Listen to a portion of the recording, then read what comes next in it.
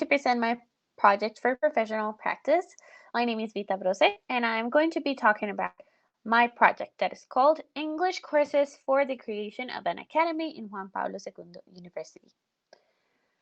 My career is bilingual bachelor in English teaching and translation, and the company that I worked with was Universidad Juan Pablo II. So first, we're going to start with the objectives of the project. We have the first one that's the general, which is to analyze the structure of the courses for levels A1, A2, B1, and B2 required by the Juan Pablo II University, focus on the project of creating an English academy in the short term.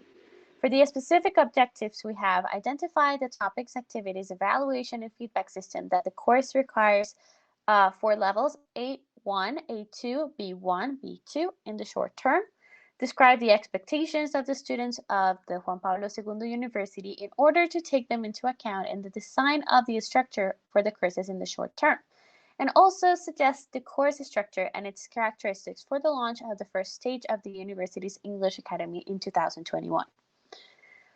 We're going to be talking about procedures and how we use these procedures in order to complete the objectives. The first procedure that we had was the research about the CEFR. CEFR is the Common European Framework of References for Languages.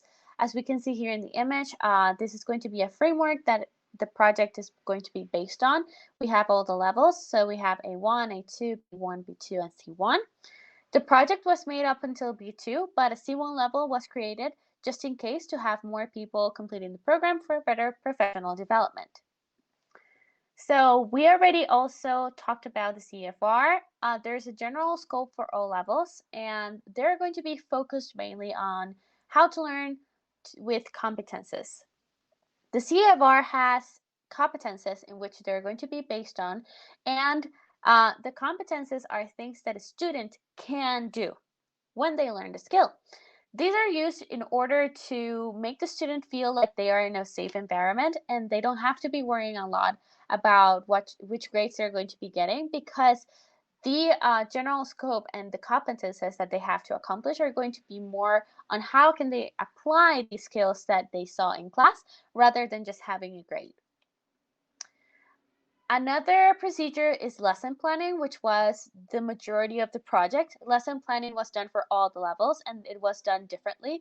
So we have specific lesson planning, which is for the courses and how they're going to be giving the specific courses.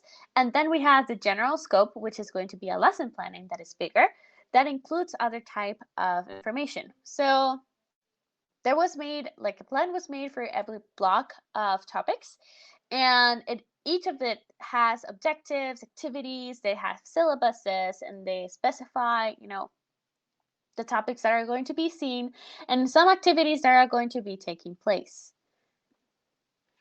The other procedure that we have were the student surveys. There was a survey that was made for students that talked about how they were going to be liking more the classes that they give.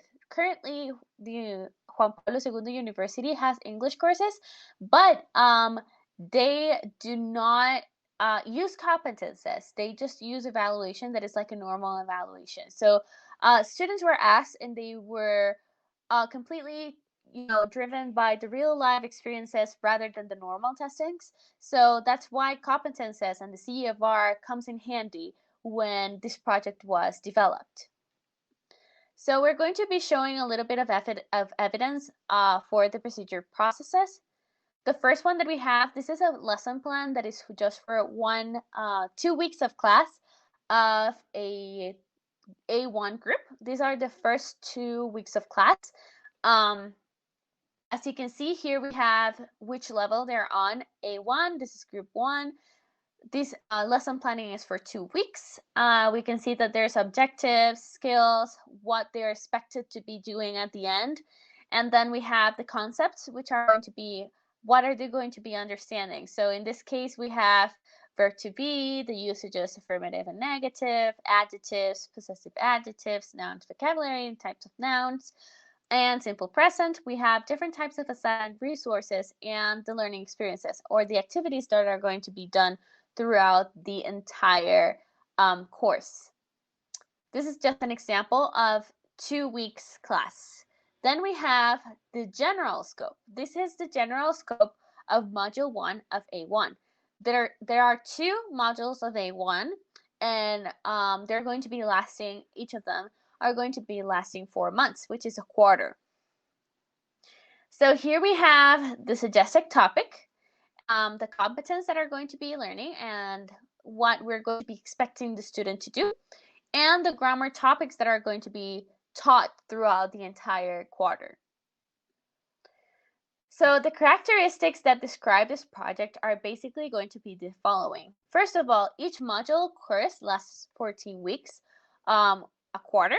Each level lasts 8 months, which means that, for example, we have the A1, we have module 1, which lasts 4 months, and module 2, that lasts 4 months. That is just one level. Once they complete everything, they're going to be moving to the other level, which is going to be A2. Syllabuses have more project than test. As we said before, students are going to be liking more projects and real life experiences because they want to use them in their professional arena. So they want to use this in their jobs. They want to learn English because they want a better position. So we're going to be having both activities, real life experience activities, and also business related activities.